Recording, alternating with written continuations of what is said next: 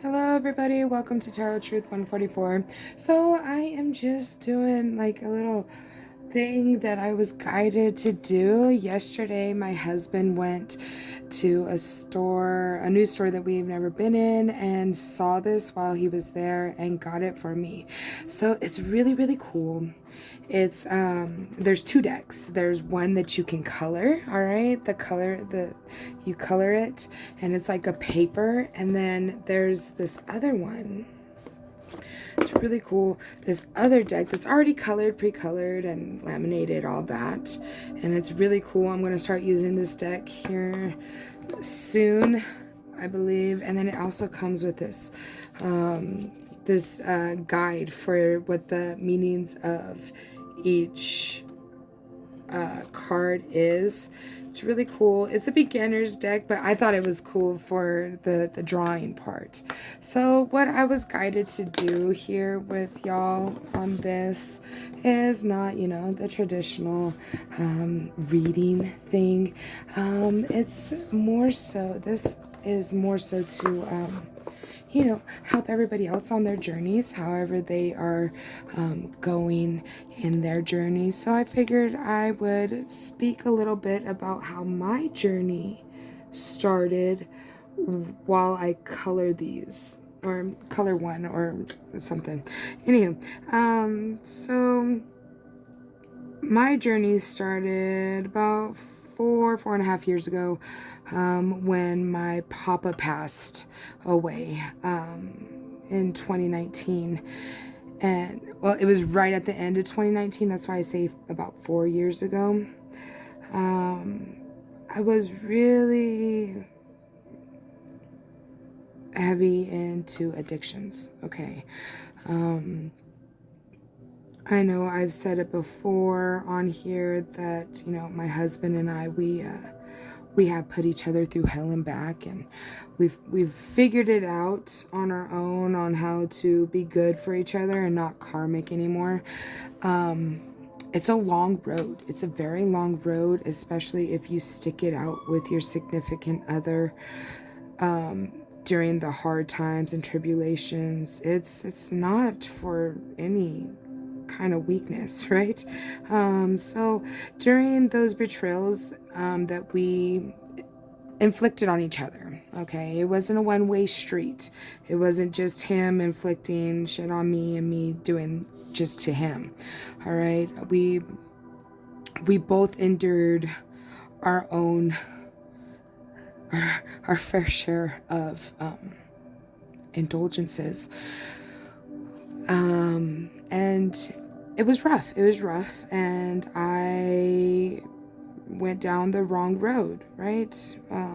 We were not very good for each other at the time, but we endured each other, and now we're here almost 16 years later. But that is when my papa passed. That was what really set me into that mode, because I always knew as a child that I was different. I could always sense and hear different things that other people couldn't. People would just tell me I was crazy. Oh, that's just the house moving. You're not really hearing anything. You're not feeling anything. That kind of thing. Everybody just wrote me off as a nut job, basically. And when my papa passed, that was the one. Okay, I am an artist. At that time, I was really in my creative mode. That's where I was sitting, because, occasionally, the hard stuff will get you in that mode. You're a tinker. And so I was really heavy into my creativity. I was painting my windows, actually. The day after I found out my papa had passed, I was painting my windows for the new year to come in, or for Christmas, actually, because it was before Christmas. It was a couple days after my son's 3rd birthday that he had passed away. So I am truly grateful that I got to spend my son's third birthday with him, and he got to see his papa before he passed. But that I was sitting there painting the windows for Christmas, and I just started bawling, and I was like, what am I gonna do without you, Papa? You were my everything. And what I heard next is the moment I went on my journey. And what I heard was, you live, mija. Just live. Okay? I'm getting chills. And I'm not going to cry. Not going to cry because I've done this a million times. I've ran it over my head over and over and over for years. Okay? It's events like that that tend to set us on our paths. And it was a big one. It was a big catalyst for me. That was what hearing my papa's voice say that to me I fell down bawling, just bawling my eyes out, not knowing which way to go, which way was up, which way was down. It was hard. But yeah, that was the moment right there. And I was just like, there's something bigger. I'm not fucking crazy. There's something more to this whole spiritual realm. And at that time, no, I was not into tarot at all. I always felt pulled towards a spiritual way, but at that time, like I renounced all deities. I was just like, I don't believe in anything. I believe we live and die. That was my viewpoint at that time, because I had been failed so many times. That's how I felt, at least, that I had been failed by who we were supposed to be believing in those higher powers. I felt like I had been failed because of all the betrayals that my husband and I had done to each other. And then my papa was gone. You know, he was my whole world. He was my everything. And he was now gone. And whenever I heard his voice, it was just like light bulb. There it is. And so then I started to listen to tarot. It just popped up on my YouTube one day. The only time I ever really watched YouTube was to listen to music at that time. And it really got me thinking. Like, that tarot reading popped up on my channel for a reason. And there it was in my face. Here you go. That was the beginning of everything. And it really gave me a new perspective on life, on how to treat myself. It took me years. It did take me years, all right, to get to where I am now. I am, let's see, it's 2026. My papa died at the in December of 2019. So, yeah, 4 years going on 5. All right. So, I mean, it doesn't matter where you are in life, my loves. That is my point. It's, if you're called, if you feel called to do something, please go do it. That is my point here, is we are all living a different life experience, and maybe some of you experienced the same thing that I did around the same time, and you have ascended to higher levels with me or not. I mean, you don't have to. We're all going at our own pace, our own speed. It's up to you to decide on what's next for you as well.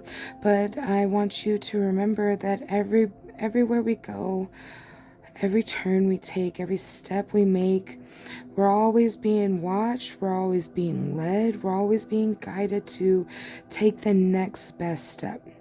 Maybe you're listening to Frozen, or your child likes Frozen. All right, my child does. He enjoys it a lot, and I enjoy it as well.